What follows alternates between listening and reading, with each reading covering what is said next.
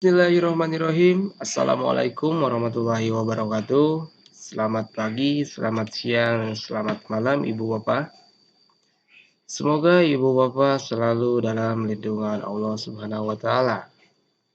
Oh iya Ibu Bapak, bagi Ibu Bapak yang baru saja menemukan channel ini, jangan lupa like videonya, subscribe, dan bunyikan loncengnya. Dikutip dari jpnn.com Ibu Bapak, calon PPK kantong NIP Januari 2022, SK dan TMT kapan? Simak penjelasan BKN. Kita simak bersama-sama Ibu Bapak. Pemberkasan NIP PPK Guru tahap 1 masih berjalan. Dimulai dengan tahapan pengisian daftar riwayat hidup oleh calon PPPK di akun SSCASN BKN yang ditargetkan 10 Januari 2022. Berbarengan dengan itu, mulai 2 sampai 31 Januari 2022, pejabat pembina kepegawaian mengajukan usulan penetapan NIP P3K kepada Badan Kepegawaian Negara. Deputi Bidang Sistem Informasi Kepegawaian BKN Suherman mengungkapkan bila instansi mengajukan usulan penetapan NIP P3K minggu pertama Januari, kemudian semua persyaratan administrasi lengkap termasuk kontrak kerja dan prosesnya akan lebih cepat. Sebaliknya, bila usulannya baru diajukan akhir Januari, penetapan NIP P3K nanti Februari. Dia membeberkan, kalau mengikuti aturan PP Manajemen P3K, penetapan NIP P3K itu maksimal 25 hari kerja. Jika instansi mengusulkan mulai 2 Januari, NIP P3K sudah ditetapkan bulan yang sama juga. Seharusnya memang Januari 2022 calon P3K guru sudah kantongi NIP P3K dengan catatan semua dokumennya lengkap ya, kata Deputi Suherman pada JPNN. Terkait SKP3K, Deputi Suherman mengungkapkan BKN selalu mendorong PPK ketika sudah menerima NIP P3K secepatnya menetapkan SK. Memang butuh proses untuk mencetak SK, tetapi diharapkan tidak makan waktu yang panjang. BKN sih berharap antara penetapan NIP P3K dan SK enggak jauh jaraknya, namun ia dikembalikan kepada daerah lagi, ujarnya. Begitu juga dengan TMT atau terhitung mulai tanggal. TMT ini jelas Deputi Suherman dihitung setelah instansi menetapkan kontrak dan SPMT atau surat perintah melaksanakan tugas. SPMT ini sama seperti CPNS, TMT-nya dihitung setelah diterbitkan SPMT oleh PPK.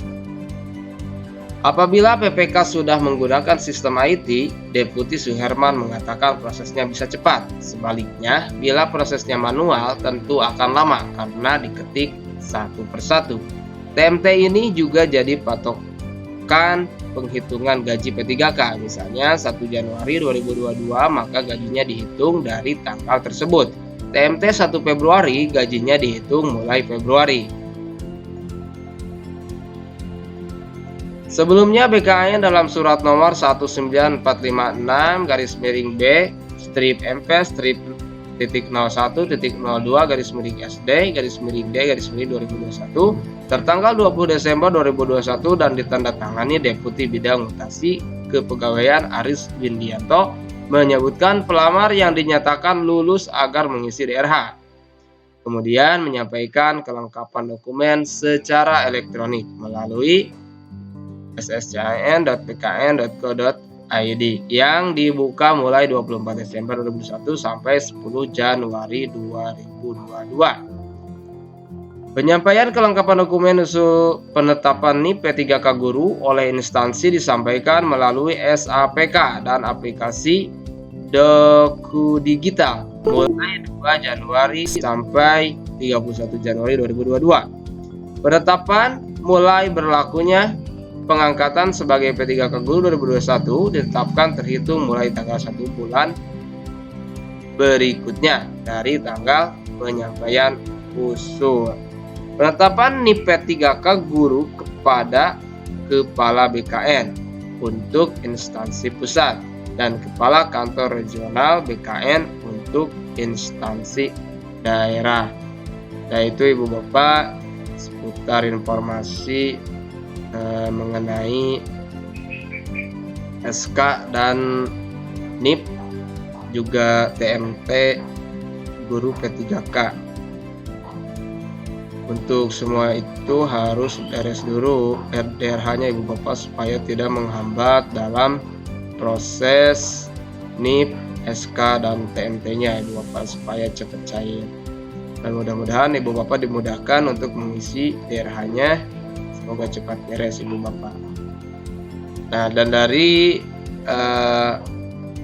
informasi selanjutnya, calon P3K mengaku bingung soal pengisian DRH. BKN menjawab begini. Nah, ini Ibu Bapak bagi yang bingung mengisi DRH. Dikutip oleh jpnn.com Ibu Bapak. Jika ada perbedaan data KTP dan ijazah, para calon P3K enggak usah bingung. Gunakan identitas KTP, jangan ijazahnya.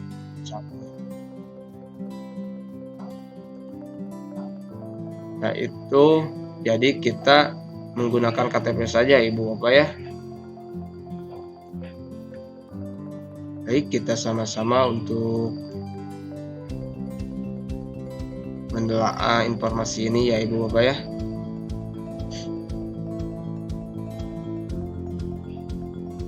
Ketua Umum Forum Guru Honorer Bersertifikasi Sekolah Negeri atau disingkat dengan FGH-BSN Nasional, Rizky Safari Rahmat, mengungkapkan kesulitan rekan-rekannya dalam pengisian daftar riwayat hidup. Pengisian daftar riwayat hidup di akun SSCISN sebagai tahapan pertama dalam pemberkasan penetapan NIP P3K. Betul sekali Ibu Bapak. Kawan-kawan bingung karena data KTP dan ijazahnya berbeda, terutama tempat lahir, kata Rizky kepada JPNN. Mereka khawatir ketika mengisi DRH kemudian berkasnya dinyatakan tidak memenuhi syarat atau TMS Ibu Bapak. Namun menurut Rizky saat mendaftar P3K identitas yang dipakai ialah KTP. Itu salah satu penyebab sampai hari ini masih cukup banyak yang belum berani mengisi DRH, ucap Rizky. Menanggapi hal tersebut, Karo Humas Badan Kepegawaian Negara BKN Satya Pratama meminta para calon P3K guru untuk tidak menunda pengisian DRH di akun SSCISN. Jangan menunggu deadline 10 Januari 2022, Ibu Bapak. Dia menyebutkan mengisi DRH tidak lama kalau semua dokumen sudah ada. Waktunya hanya beberapa menit. Yang harus diingat calon P3K guru ialah identitas saat mendaftar pakai apa. Kalau identitas menggunakan KTP, gunakan itu untuk mengisi DRH. Jika ada perbedaan data KTP dan ijazah, para calon P3K enggak usah bingung, gunakan identitas KTP, jangan ijazahnya. Alasannya, kata Pak Satya, saat pendaftaran peserta P3K guru honorernya menggunakan NIP, tidak usah pusingkan dengan perbedaan data ijazahnya, sebab dokumen yang diunggah saat pendaftaran sudah diverifikasi. Intinya sih, isi aja dulu DRH-nya. Saran saya sesuai dengan KTP. Kalau ijazah nanti bisa minta diubah ke kampus. Kalau sudah terima SKP 3K PBN-nya. Dia menambahkan, selama fotonya sama dan bisa dibuktikan bahwa ini orang yang sama, tidak masalah bila ada perbedaan antara ijazah dengan KTP. Verifikator bakal menerimanya.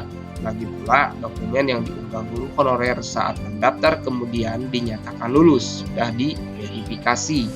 Dari 10 dokumen, tinggal dilihat mana berkas yang harus dilengkapi, seperti surat keterangan kesehatan, SKCK, dan lainnya. Ucap Prasetya, Ibu Bapak. Dia pun menyarankan calon P3K tidak mengubah-ubah dokumen yang pernah diunggah saat mendaftar. Nah, itu Ibu Bapak. Jangan sampai mengubah dokumen yang telah diverifikasi saat pendaftaran, Ibu Bapak ya. Dikutip, enggak usah ke kampus urus perubahan ijazahnya. Utamakan dulu isi DRH. Cukup pakai KTP, Ibu Bapak, KTP yang telah Ibu daftarkan saat pendaftaran P3K, Ibu Bapak ya. Pungkas Prasetya Pratama. Nah, jadi mungkin ada pencerahan Ibu Bapak bila ada yang berbeda antara ijazah dengan KTP, datanya berbeda, misalkan dari tanggal lahir atau sebagainya. Ibu Bapak cukup menggunakan KTP saja, Ibu Bapak. Ini kata Prasetya Pratama, Ibu Bapak. Jadi kalaupun nanti mau merubah ijazah, nanti setelah keluarnya SK P3K-nya, Ibu Bapak. Ya, mungkin itu Ibu Bapak yang bisa saya sampaikan. Jangan lupa Ibu Bapak subscribe channel ini. Bila ini bermanfaat bagi Ibu Bapak, sharekan video ini kepada grup atau teman-teman Ibu Bapak. Billahi taufik walhidayah. Wassalamualaikum warahmatullahi wabarakatuh.